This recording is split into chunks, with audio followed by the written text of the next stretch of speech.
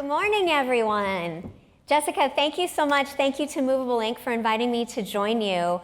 I want to just begin by celebrating the fact that we are all here.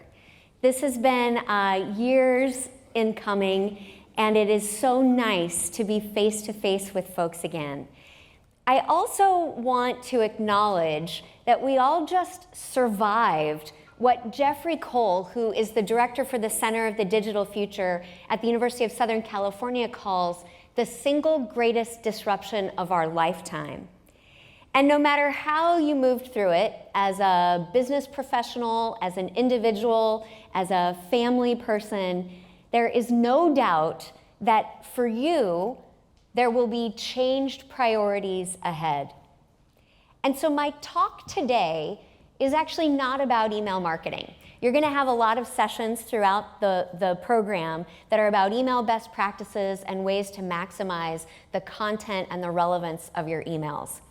What I want to do is inspire you to break and improve your marketing function in a way that will help you manage whatever these changed priorities bring for you and your business. Now, I'd like to think that we all just made it through what we've made it through, but we're not finished. There is more disruption ahead, and businesses have a lot to worry about. We're facing a lot of challenges around things that are associated with marketing, data integrity, empowered customers, but we're also facing things that are facing the world. We're in a geopolitical trauma right now. We're facing climate change. We're looking at economic uncertainty. And probably hitting on these things in a piecemeal approach is exhausting for your business. So today, I want to introduce you to a foundational set of strategies that will help prime your business for any market circumstance. Then I want to challenge you as marketing leaders to think about how marketing can be the driver of change within your organization. And then I'm going to wrap up with some individual challenges, some things that I hope you will internalize and think about how you personally can affect change within your business. So the big picture I want to start with is this notion Forrester has created called customer obsession. Now, customer obsession is a very specific phrase. If you think about something that you are obsessed with, it's the thing that you can't get out of your mind, the thing that keeps moving into the front of your mind, even when you're trying to think about something else. And so we picked obsession to indicate that this is more than just being customer-centric. This is more than just focusing on customer service. This is a business-wide strategy that puts the customer at the center of your leadership, strategy, and operations. Now, the way to think about customer obsession is not like a to-do list or a thing that some project is going to take care of that a team is prioritizing.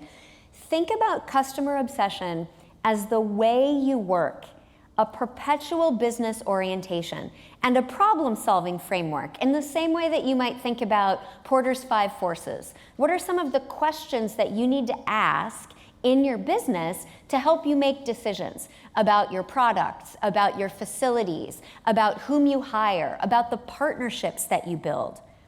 This is the idea that customer at the center of your leadership, strategy, and operations means that they are the 3 fundamental pivots of your business. Leadership and how you model what it means to be customer-centric as a manager or an executive at your firm. Strategy, which is about all of the decisions that you choose to do or not do.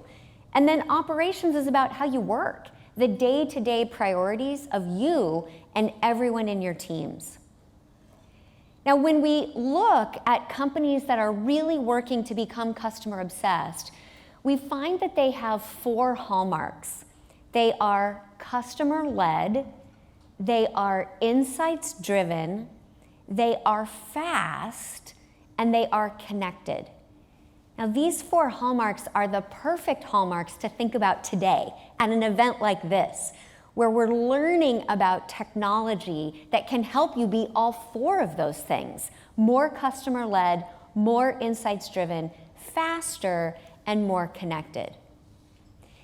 Now, I'm not just talking about your marketing programs. How can you be more customer-led in your marketing programs? But how can you be more customer-led, insights-driven, fast, and connected across your enterprise?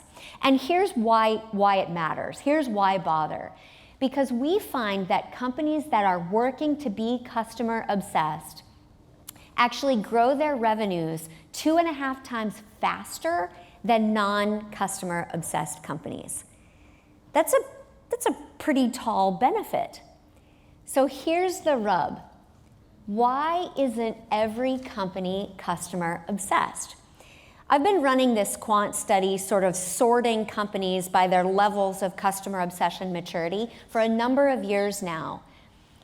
And we actually find there are fewer customer obsessed companies today than there were in 2016.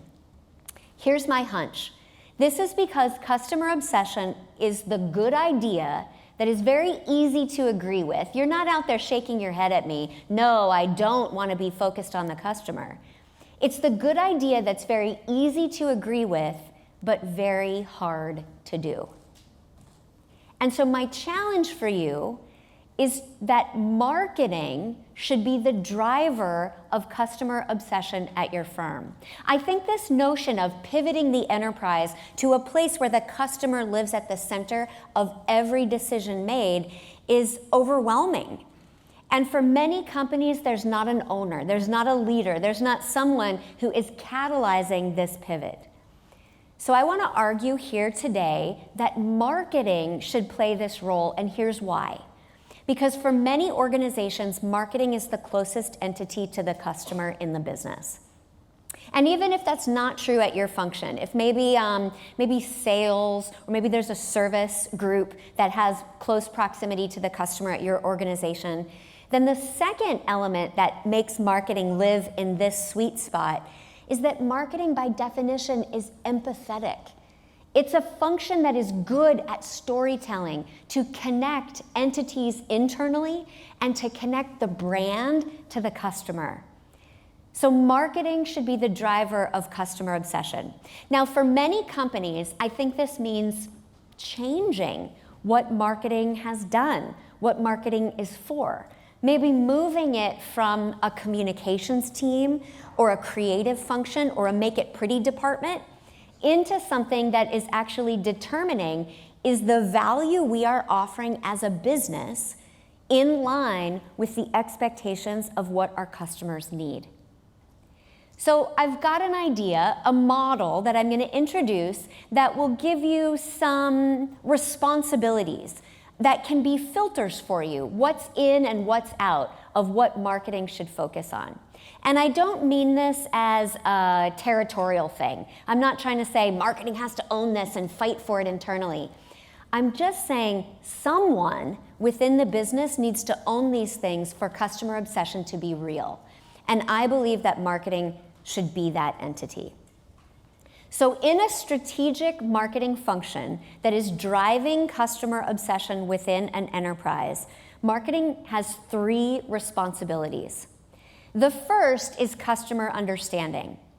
Now, this is building off of whatever customer insights or market research function you have had today. This is about understanding the needs, wants, and motivations of your customers and being the advocate for those across the business. The second responsibility of a modern strategic marketing function is brand strategy. Now, hopefully this is one that you already thought lived in marketing. And so what I will say here is that this is an elevated notion of what brand strategy is. Don't think of this as consistent fonts or logos. Think of this as determining the promise that your brand puts into the market. And then the third responsibility of a modern marketing organization is brand experience. And I've called this specifically brand experience, not customer experience, because this is about how you demonstrate the brand promise while also aligning with what customers need. And this could be very traditional marketing communications. How am I using media? How am I using digital tools like email to demonstrate my brand promise? But this could be any customer interaction that demonstrates a brand promise. We walked into this hotel this morning. How does the hotel experience, the facility itself, demonstrate the brand promise of the hotel? So customer understanding, brand strategy, brand experience. To pull off these responsibilities, I want to suggest practicing 4 habits. So things that as individuals or as leaders of marketing teams, you can think about working on every day. I'm going to spend a minute talking about each of these. These 4 habits, these practices, these day-to-day behaviors are to listen, to lead, to connect, and to calibrate.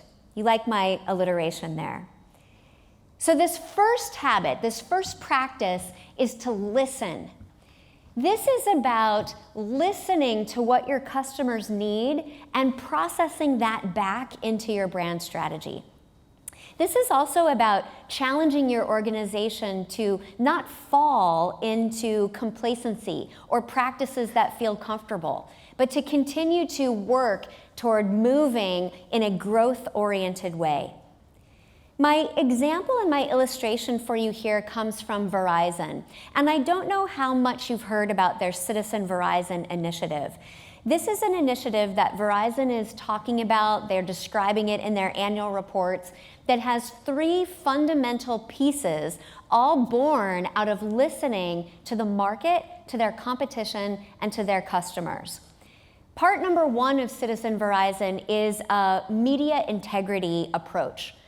Verizon is building blockchain into all of the media that moves through its servers, so that at least while it's in their servers, they can affirm the veracity of the content. The second element of Citizen Verizon is to bring connectivity to people and kids that otherwise wouldn't have access because of economic limitations. So they're trying to help schools and some folks who maybe need to work from home but can't afford have access to the connectivity they need to thrive. And then the third element here is about sustainability. Verizon is committed to creating a zero carbon footprint for all of its physical assets. And the result has been very positive in terms of their overall perception in the market, their overall revenue growth, and them getting recognized in maybe places that are outside of the typical infrastructure and telecom brand associations. So listen is the first habit to practice. The second habit is about leading. Now this means leading as a marketing function so that you are leading the product organization. What do our customers even want? I was chatting with the CMO of Nestle, and she made this point that in a strange way, because of the limitations on supply chain, marketing has become even more important in the Nestle organization because they only have limited factories producing today. So she's actually telling the factories what product to produce because she knows what demand marketing is anticipating. But this is also about nurturing leadership from within your team so that you're not waiting until there are vacancies to fill headcount, but you are deliberately growing leaders so that you are priming your business for the change that's ahead. My example for you here comes from Lush Cosmetics, where marketing actually trains in-store associates to recognize the personas that market research has identified, so that then the store associates can create a custom experience in the store. The third habit here is connect. This is about building bridges. This is about marketing having the liaison role internally so that communication has limited boundaries, so that you are all working together in the good of the customer. My example for you here comes from Aviva, financial services organization that I'm sure many of you know. They actually, for years, had run a very traditional media campaign, even using the same radio voiceover talent. But they found that it wasn't solving the problem their customers had, which is how much money do I need to save for retirement? Much, much easier to spend now than to try to anticipate what I might need a few decades from now. So marketing, working in concert with product, with pricing, with actuarial support, with user design, actually created an effort they called good thinking, which allowed individuals to complete a little bit of information about who I am, what my family situation is, what my expectations are for retirement, what sort of lifestyle I want to maintain at that time. And then they presented not just a media package, but an entire customized product offering based on the input of individuals that had custom offerings, custom pricing, marketing connecting across that business to offer a solution for individual customers. And to their delight, they actually found that this effort performed better than their traditional media campaign. They saw a profit of £11 million in 6 months, and their brand awareness went up as well. Then my last habit for you here is to calibrate. Calibrate is to measure, but more importantly, to measure the effect of marketing effort on the financial drivers that matter to your business. I think as marketers, we enjoy our facility with counting things, but sometimes don't tie back what reach or clicks or transactions or spend have meant from an overall business barometer. And so my example for you here comes from Estee Lauder, where the market insights function at Estee Lauder actually detected in early February 2020 a change in their purchase volume and product demand. And they detected that it was due to the early stages of the pandemic. It was marketing at Estee Lauder that told Estee Lauder companies to trigger their crisis protocols. And so Estee Lauder ended up with a 3-month lead time on all of their competitors because they knew that demand was changing. This market insights function also was able to connect observations of things like patterns of flight information to change what product they stocked in different airports. And it affected their channel strategy. Places where they had never before sold product, they chose to sell during the pandemic because of the ways they were watching demand change. So as you're thinking about how to change and evolve your marketing function so that marketing can be the driver of customer obsession, I want to suggest 2 things for you. Maybe some observations that will empower you as an individual member of your marketing team or as a leader of the marketing function, and hopefully certainly as you move through this event and go back to your offices in a few days. When I have looked at the primary things that make a company move toward a more modern organization and to a more customer-obsessed enterprise, it's not about the industry, it's not even about company size. What it is 2 characteristics within the leaders of the team. And those characteristics are they quality in terms of having a growth mindset? Are they willing to look ahead and to not fall into complacency around what we've always done? And do they have a willingness to act? Are you willing to take action as opposed to just pondering, thinking, and doing a lot of planning? So here's where I want you to think about yourself and your role. That idea of leadership quality and a willingness to act might fit in very different ways with different types of companies. I've done a bit of research around what makes an effective CMO, what makes a leader able to act. And I found that there are a few archetypes, so there are types of CMOs out there, but there are also dynamics within an organization that make certain CMOs a better fit. So here are my dynamics. The first dynamic is, in your organization, how influential is marketing? You can answer this honestly to yourself. Make a little note on your notepad. Does marketing have a lot of heft? Is it the power core within your business? Or is there another entity within your organization that's actually the leading group that drives strategy? And then the second dimension is your current state of change. How much disruption are you in right now? Answer that one honestly too. You know if you are currently being disrupted, maybe you've already gone through disruption, or maybe you see disruption coming ahead. When you think about marketing's influence within the organization and your current state of change, you can identify what type of CMO, what type of marketing leader is going to have the best effect at driving this sort of strategic change that we've just been talking about.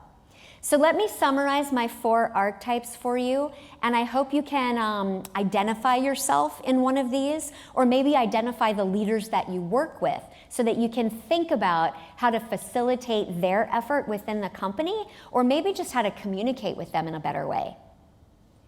So if your organization has a marketing function that's heavily influential and you are going through a lot of change, then the best CMO for you is a change agent. This is an entity that is good at catalyzing movement from a previous state into a future one. This is a person who is not necessarily indexing high for things like empathy, but is very good at disruption, at understanding how to enact change.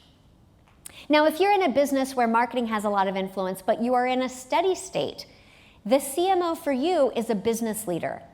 This is a person that is helping to drive business decisions, but is much better at communication, at connectivity, at relationship building. This might be Raja Rajamanar at MasterCard, someone who is very critical at changing the direction of the business because of the role marketing has at that firm. Now, if you're in an organization where marketing doesn't have as much heft, maybe there are other entities that are more leading in terms of strategy, and you are in a steady state, for you, a marketing leader who is a trusted operator would be the right fit. This is Sally Sussman at Pfizer, corporate affairs and marketing officer, who's not trying to change things, is just trying to make sure that the world understands the integrity of the products that Pfizer creates. And then if you are in a business where marketing is maybe not the most strategic, but you are in a state of disruption, you might find that you or your marketing leader is a jack of all trades. This is a person that balances out empathy, communication, disruption, operations. They're probably equally capable at all of that stuff because they're going to end up with a lot of juggling and a lot of balls in the air and a lot of responsibility. I'd love for you just to imagine for a moment which of these archetypes best describes you. And are you in a place where you fit? More to talk about as you think about how to create your fit, but the challenge for you is to identify who you are, where you fit, and then either do I need new skills so that I am a better fit in my current situation? Do I need to go somewhere else where I already fit because my organization doesn't land with me? Or can I create a fit by partnering with partners like Movable Inc., by partners across the organization who might be stakeholders that collectively we can build one of these profiles? So I hope what you've heard me say today and what you will take with you as you go throughout this event is that this notion of customer obsession is the foundation that will prepare you for any market climate.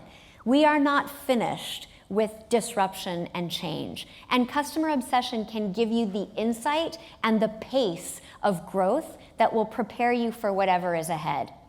Marketing should be the driver of customer obsession at your organization, and a strategic marketing function should be responsible for customer understanding, brand strategy, and brand experience. And I think that you can be the leader of that function by understanding the type of leader you are and where you will be the best fit. So thank you so much for your time and attention. Enjoy the rest of the sessions.